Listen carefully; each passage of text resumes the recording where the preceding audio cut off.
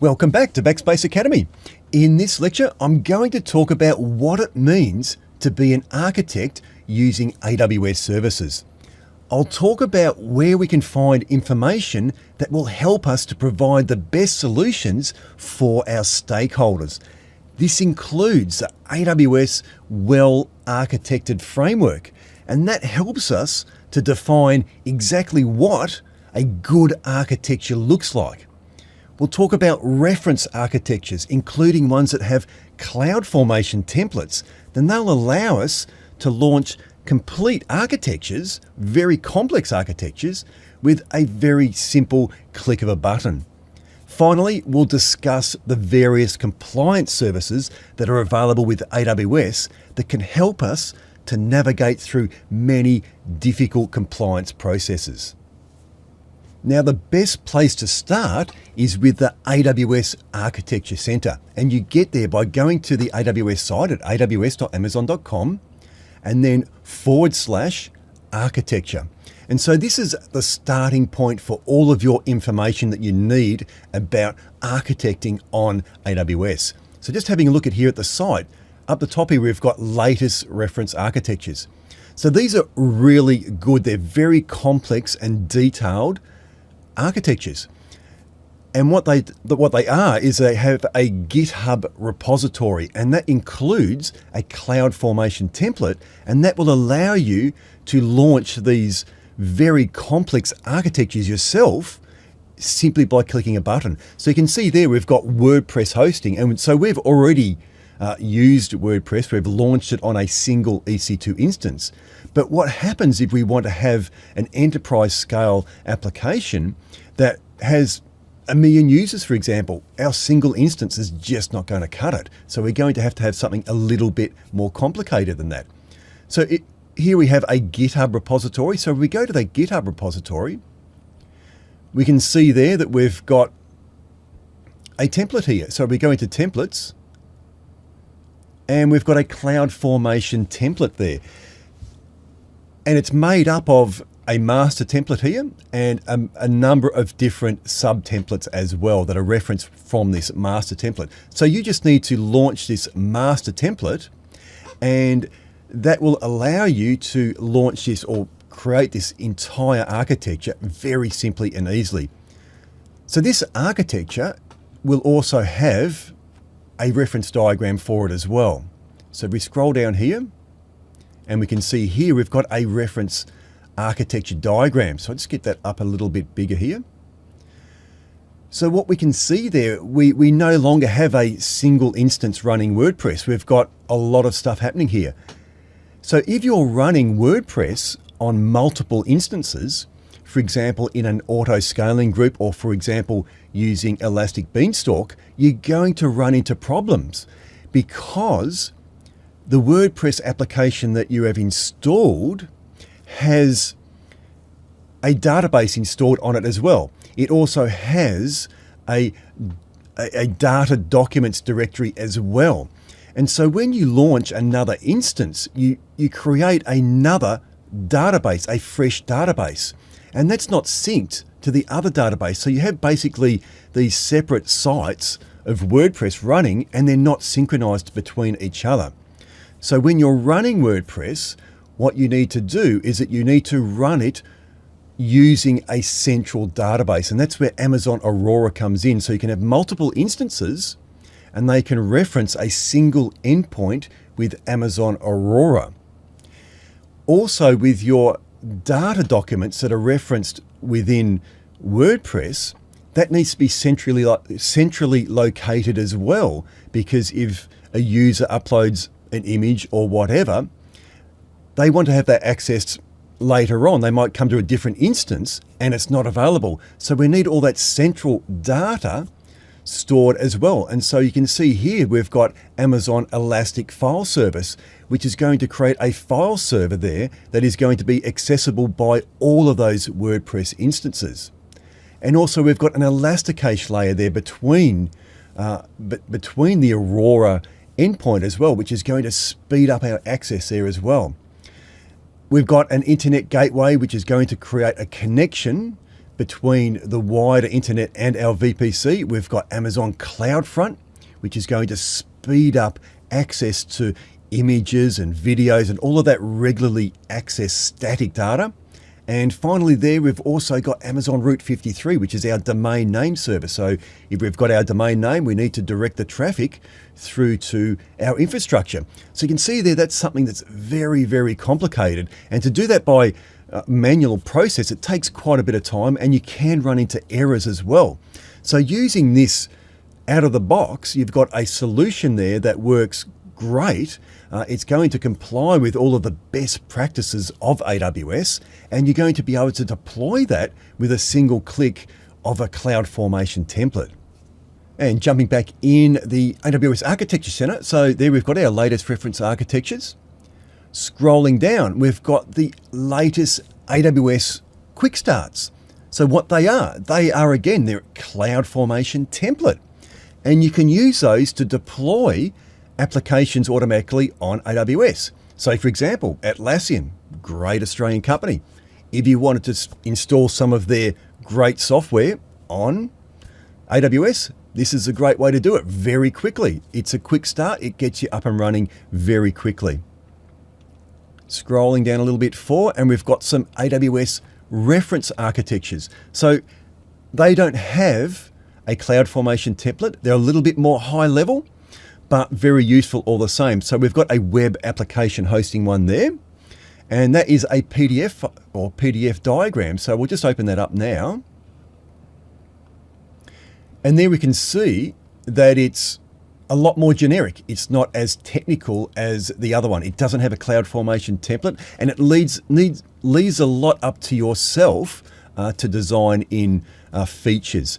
So one thing that we can notice here is that it doesn't use Elastic File Service for those document data, that shared document data, but it's using Amazon S3. So for a WordPress application, you probably couldn't use this without EFS. But if you're designing your own web application, then this would be a great architecture, because you could use Amazon S3 to store all your regularly accessed content and all of those files and web pages and whatever that are used throughout the entire application by all of those instances. And at the same time, you've still got your data stored in your central database that has one endpoint there with Amazon Aurora.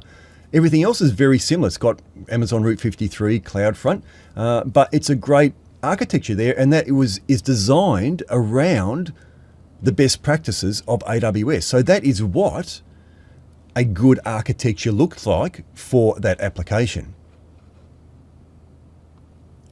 So if we look there, we've got content and media sharing, batch processing, fault tolerance, really good stuff. So if you want to see what good looks like from an architecture perspective, that is where you go.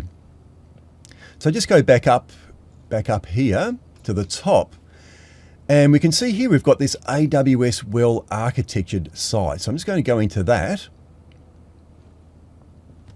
And what we've got is an AWS Well-Architected Framework, and that helps you to build architecture around best practices. It provides a framework for you to work in. It's very high level, it's very generic, and it's not prescriptive as such, but it gets you thinking in the right areas, and it's built around 5 pillars of excellence. And so those are operational excellence, security, reliability, performance efficiency, and cost optimization. So when we talk about operational excellence, we need to make sure that we've got our processes designed like we would have in a good business process. We need to make sure that we've got our architecture is implemented as code. We're using CloudFormation templates or something like that that defines our architecture and has version control around our architecture. We're taking advantage of automation to streamline and to reduce waste, just the same as we would with any other business process. So we need to take into consideration these operational considerations and operational excellence when we're designing our architecture. Security, of course, that is fundamental, and we don't need to discuss that much more, but security is key with AWS, and especially when you're talking about the cloud services. Reliability, making sure that we have a highly available and fault-tolerant architecture. It can respond to demand, both long-term demand and spikes in demand. We have performance efficiency, making sure that we're getting the most out of those resources. They're not sitting around doing nothing. We don't have all of these orphan instances and EBS volumes that we're paying for and we're not using. And finally, we've got cost optimization, making sure that we get the right solution for our budget.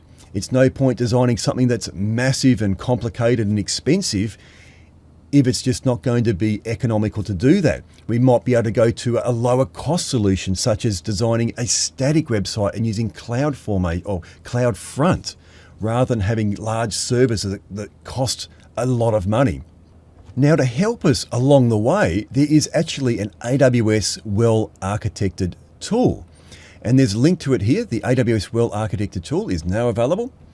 So we can just open that up now and see what it is. So here we have this AWS Well-Architected tool. So that brings you into the AWS Management Console, and it's an AWS service there, just like any of the other services. What it does, it helps you to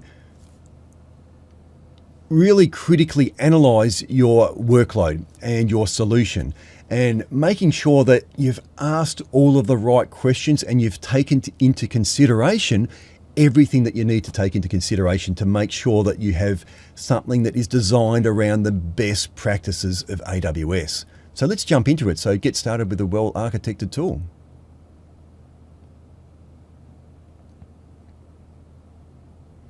Okay, so there we go.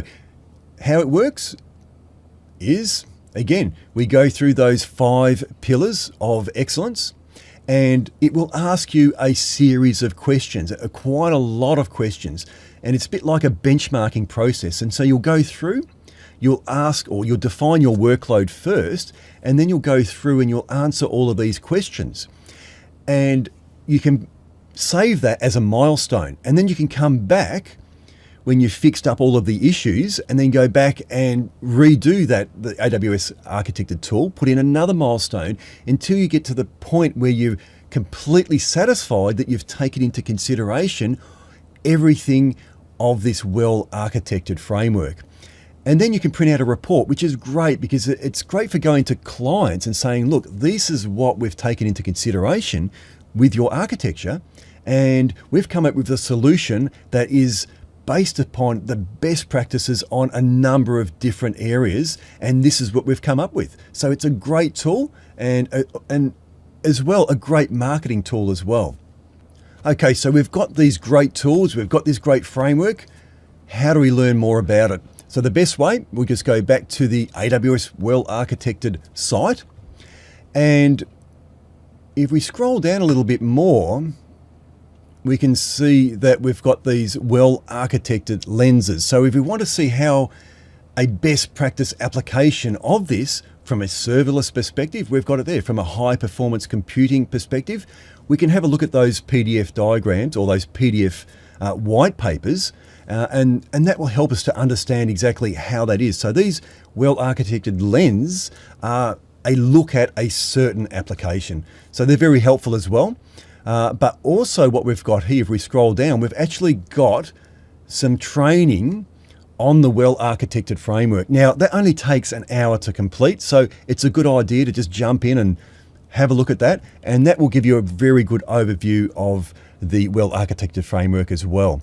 So that is all I need to discuss right now about architecture. What I want to talk about now is how do we create an architecture that might be compliant with a certain framework such as HIPAA or some other certification framework that we need to make sure that it fits in with. So the best place to start is the AWS compliance homepage. So we get there again by going to aws.amazon.com/compliance. So there we can see we've got a homepage specifically around designing architectures that comply with different standards and certifications. So we can see there we've got compliance enablers, the services that we can use that help us to get compliance. We've got compliance programs. We've got this shared responsibility model. And we'll talk a lot about the shared responsibility model in the IAM section of the course. And we've got a number of different compliance programs that AWS work with or can get you compliant with, or they are themselves compliant with. You can also handle information requests for AWS. So you can, if you've got a problem, you can drop them a line and they'll help you with that request. So we'll just have a look at these compliance programs. And we can see there's a lot of them. So we've got these global ones here. PCI DSS level 1 for payment card standards. That's a great one, a very important one if you're going to be doing e-commerce. So anything on AWS can be set up for PCI compliance or PCI DSS 1 compliance. We've also got here a number of US ones. Now, even though these are compliance programs that AWS have on their compliance program website, it doesn't necessarily mean that if you use AWS, you automatically have this compliance. For example, HIPAA.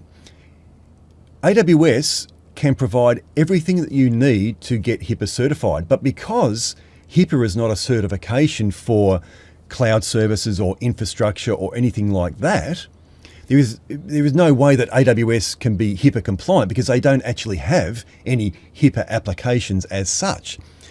But you can launch your application, and provided your application conforms with HIPAA, the AWS component of that is not going to interfere with that, and it will help you to get HIPAA compliant. And of course, AWS can work with you to get your application HIPAA compliant as well. So that's what we talk about with the compliance and the compliance program. So that brings me to an end on the discussion around architecture and compliance. So quite a bit going through there. It's probably best if you just jump online yourself and have a bit of a play around and look around this stuff, because it is quite important and good for you to know where to find things. So I look forward to seeing you in the next lecture.